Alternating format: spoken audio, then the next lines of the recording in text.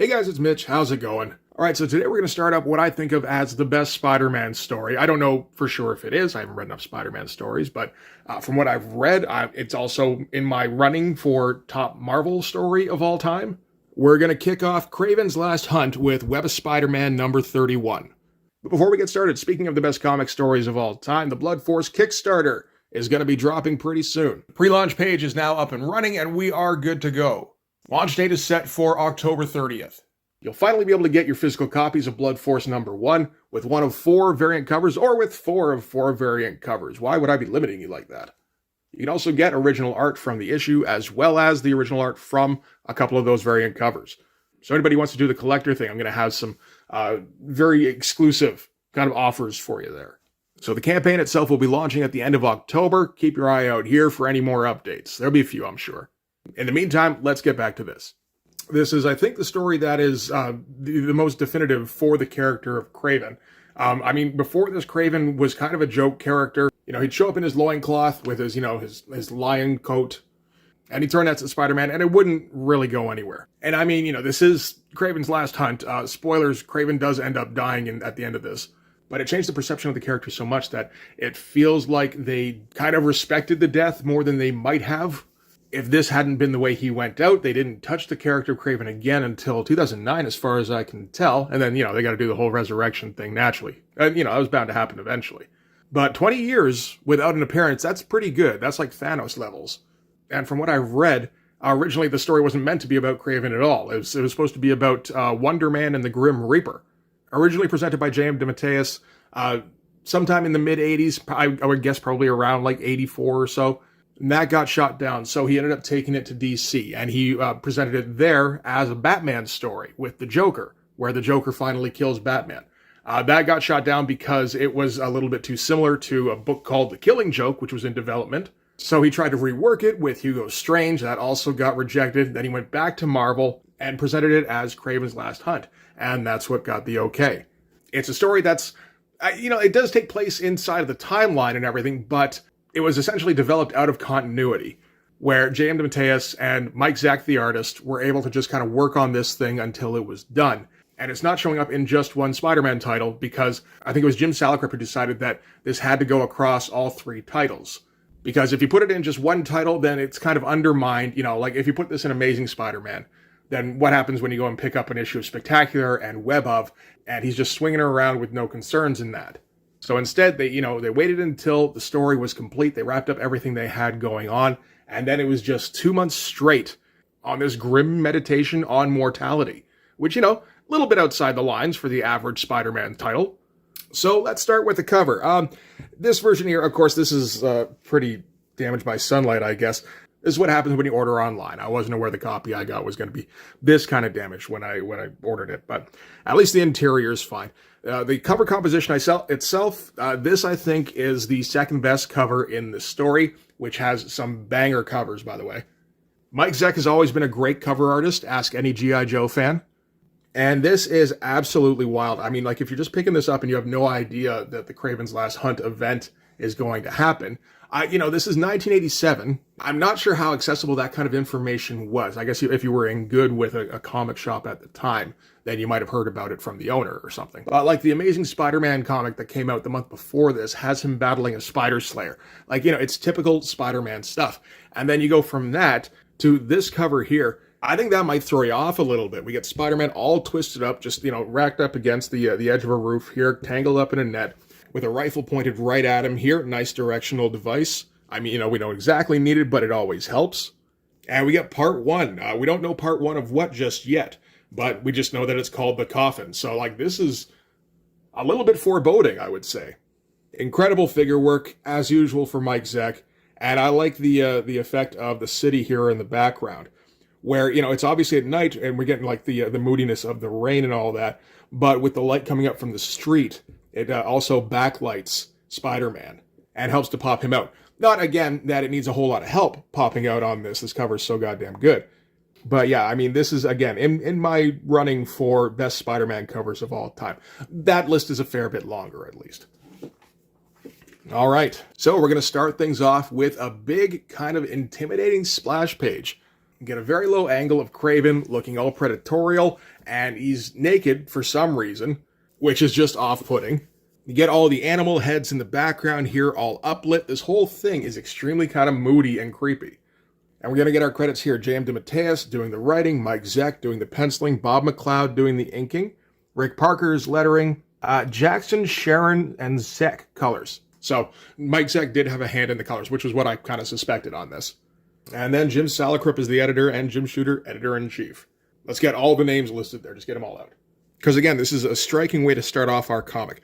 And again, we don't know what the title of this story is. Or what the overarching story is. We just know this is the coffin. And we're going to get Kraven prowling around his trophy room, I take it, naked. Knocking over Stuffed Panther, approaching what I assume is a stuffed gorilla, and knocking the head off of that, throwing it aside, and then running out into the halls. And you get this like pink mist that's floating everywhere. You get the feeling that he might have ingested some substances. And we get our narrative that is going to become very much a part of the story, where Kraven's like, I am Kraven, the Beast. And the Beast, wrecks the trophy room. My mind is rage and glory. My heart is fire and pride. My body is grace and power. And we get a quick cut to somebody out in the rain digging a grave. Again, this is all about foreshadowing. Like, this isn't so much, a monthly storyline as it is a graphic novel. So J.M. DeMatteis has all the time in the world for setup and payoff. And the stuff that he wants to pay off later in the story, he's going to set up in the earlier issues. And incredible looking lighting all over the place. All the figures are fantastic. I think this is Mike Zeck, like, at his absolute best, from what I've seen. I haven't seen a ton of Mike Zeck after this, so there is that. So from Kraven the Beast, we cut to I'm Kravenoff the Man, an old man now, though if you would believe it. We're getting an age for Kraven at about 80 years old, because he says he came to America at about 70 years ago.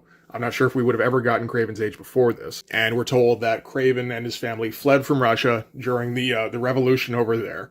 You kind of get the impression that Kraven is of noble blood, so he was raised with certain ideals, and he kind of sneers at the way that civilization has gone, which kind of makes sense for a guy who runs around on rooftops in a loincloth.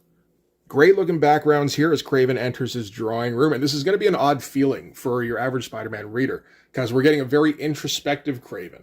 And, this is page 4 here, and he's still just kind of doing an inner monologue, and we're doing a very slow burn, just kind of taking our time.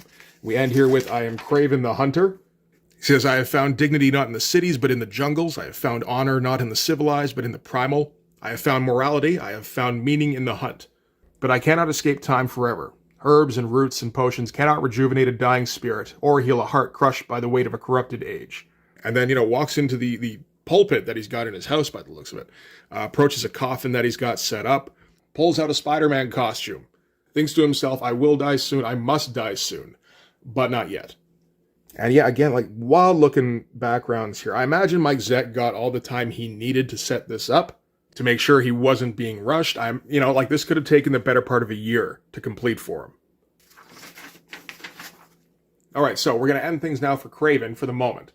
But I like to think that, even if you were picking this up at the time and you have no idea what it is, you might be starting to get the idea that this is going to be something different.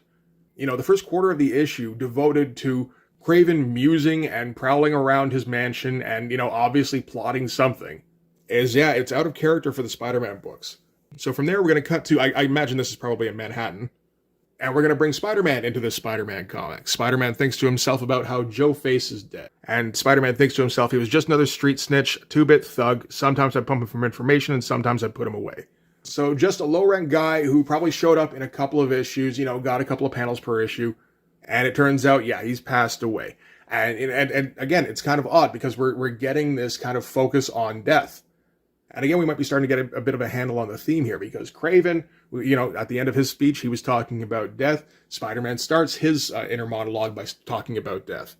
So down at a local bar, the rest of the hoods, like, the crowd that Joe Face would have hung out with, they've gathered together and they've assembled, with Joe, Joe's body here. They've gotten a coffin for him. They managed to pool their money together and, they're just trying to get him a decent box and a piece of ground. And we cut away quickly, again, to that gravedigger who's gotten a little bit deeper. Cut back, and the guy speaking over Joe Face's body looks up, spots Spider-Man up in the rafters. And everybody scampers because, like, Jesus Christ, like, we're just trying to have a friggin' funeral here. Nobody's even doing anything illegal. And friggin' Spider-Man shows up, who's probably beaten the piss out of each of them, like, multiple times. But Spider-Man isn't here for a fight this time. He's not here to take anybody in. He's here to pay his respects to Joe Face. I do love the shot of Spider-Man up here in the rafters. We're not doing any edge lighting. In fact, we're not doing any lighting whatsoever. The only white that indicates that Spider-Man is there is the eyes and the spider on his chest. Otherwise, he would just be a shadow. So, like, you kind of get why these guys would be terrified. And so, yeah, Spider-Man, he goes down to, he sits by the corpse. One of the hoods here pulls out a gun. The other guy's here, what the hell are you even thinking? He's like, what? I'm not going to get another chance like this. I nailed that wall-crawling freak and my rep's made in this town.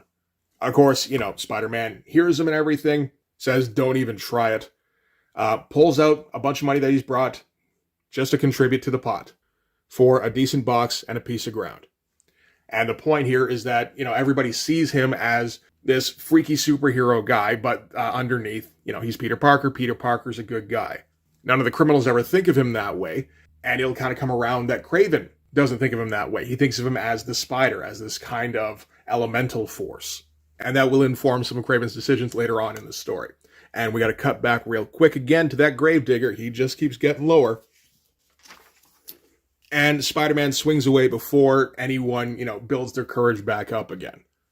He really didn't want to start a confrontation. He just wanted, he was just feeling more morbid, essentially.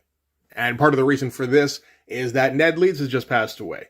And this is just after a long, convoluted storyline-ish, where a new villain had popped up called the Hobgoblin. Nobody knew who the Hobgoblin was, but he was doing some pretty heinous shit. And they kept kind of stringing people along, trying to come up with a good enough reveal for this. I think Tom DeFalco started this off originally. I don't know. I think I read about this a while back. And it kept getting put off and, shoved further down the line. And I believe Christopher Priest, writing under the name Jim Owsley, eventually took it over. I think the Hobgoblin was originally supposed to be Richard Fisk, the Kingpin's son. But Jim Owsley decided he wanted it to be Ned Leeds, who was Betty Brant's husband, I believe. And it just kind of turned into this whole convoluted mess. But, like that whole thing just wrapped up like 2-3 months before this with the death of Ned Leeds. And so, this is some pretty good timing for this story to come along because it gives Spider-Man, something to mull over. Like he wonders to himself if he's scared of dying. That's what this is all about, isn't it? Yesterday Ned Leeds, today Joe Face, tomorrow, what? Aunt May, Mary Jane, me? Thinks funny, I'm out there facing death every day as Spider-Man, but I never really think about it. Guess I don't let myself. Yet, so many people I love have died before their time. Uncle Ben, Captain Stacy, Gwen, now Ned. Do I think I'm somehow immune? And he ends with, just stating it to himself. I'm going to die.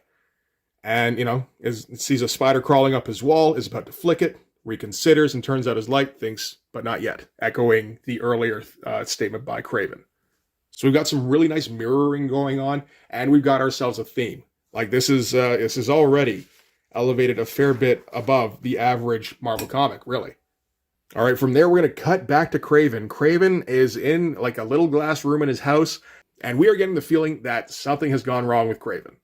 Where he's just been taking too many of those regenerative herbs or potions or whatever, and something in his brain snapped, because he's just sitting in his glass room, burying himself in spiders.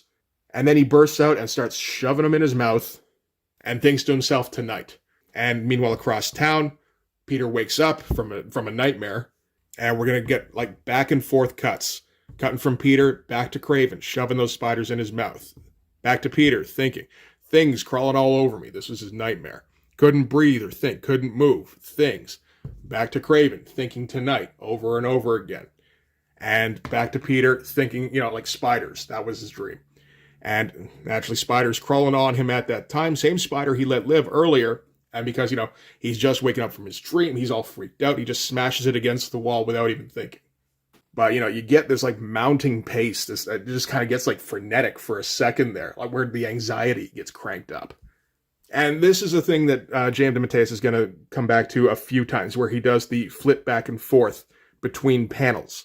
You get the thing that Alan Moore would do, where he'd do like a scene transition and the last panel in one scene would kind of dovetail with the first panel in the next scene. J.M. DeMatteis would do it, panel to panel transition. But like, yeah, an absolutely deranged looking Kraven. Again, like this is by now you got to think that this is going to be something special.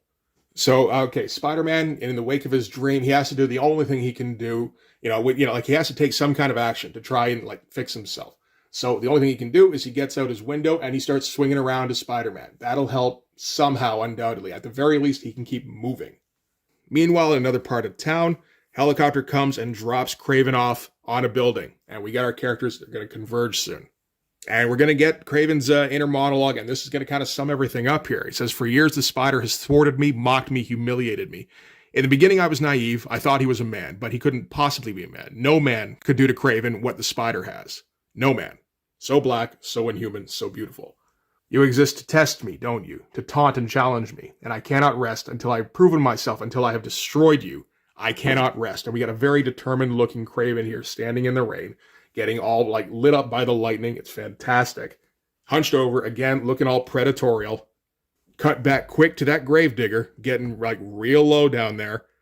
Feels like the rain's picking up too. Cut back to Spider-Man real quick, just kind of crawling around, trying to talk himself down, trying to, use the reasonable part of his brain. It's like, it's okay. You had a nightmare. You've been super stressed lately. You've been thinking about Ned. You haven't been sleeping well. You've been twisting yourself up in knots. So your nerves are shot, you're dog tired, you're probably coming down with the flu. This is all explainable. But we also get this kind of undercurrent that, again, is kind of a J.M. DeMatteis trademark, really, particularly for Spider-Man stories, I think, where, these thoughts start creeping into his brain, like almost unconsciously, where he starts to go, so why am I so sure that something's out there, that something's waiting for me? And again, cut back to that gravedigger, we're shoving images into your mind. Like J.M. DeMatteis is making you make connections, even if this wasn't advertised as the death of Spider-Man, anything like that. At this point, you're thinking death of Spider-Man. So Spidey's spider sense warns him that something's coming in. A dart shoots right at his feet, and he manages to jump out of the way, but doesn't jump out of the way of the second one, which catches him right in the neck. Falls off the sign that he was on, the raid sign, which kills Bugs dead. That's the first time I've actually noticed that. That's pretty good. And he kind of chides himself for letting himself get hit by that second dart. And, it's because he hasn't been sleeping, and he's probably got the flu, and he's all twisted up with anxiety. And then he starts hallucinating. He sees Joe Face. He's pretty sure he's dead. He saw his body earlier tonight. Realizes pretty quickly that dart must have been tipped with something. And looks over his shoulder, sees Kraven there. Like, look at that musculature there with him hunching down. And yeah, yells after Kraven. Kraven, I guess, pulls back a little bit and thinks to himself. We got another great inner monologue from Kraven here, saying, "Come to me, Spider. Tonight I have widened my consciousness with herbs and roots. Tonight I've immersed myself in your being, eaten of your flesh." So that's what he was doing when he was shoving spiders into his face. "Tonight my mind has penetrated your essence. It feasts upon you like maggots feasting upon a corpse." And which it has. He woke up screaming from a nightmare. We get this great sequence, like this animation-style sequence of Spider-Man swinging across the gap here. I will say I don't know that all of the poses necessarily make sense in sequence. If you tried to animate this, I think he'd be kind of flailing all over the place, but each figure looks pretty great, and it's nice to see the progression either way, really. And we still get that rain pounding down on everything. It gets to the point where you're not even really thinking about it, but it does kind of cast a pall over everything. Spider-Man looks across, sees Joe's face again. Again, he's hallucinating. Kind of shakes it off, realizes it's Kraven, and, tries to summon up some bravado. But again, he's just off. And Kraven is able to get a swing in with his staff, catches him right on the jaw.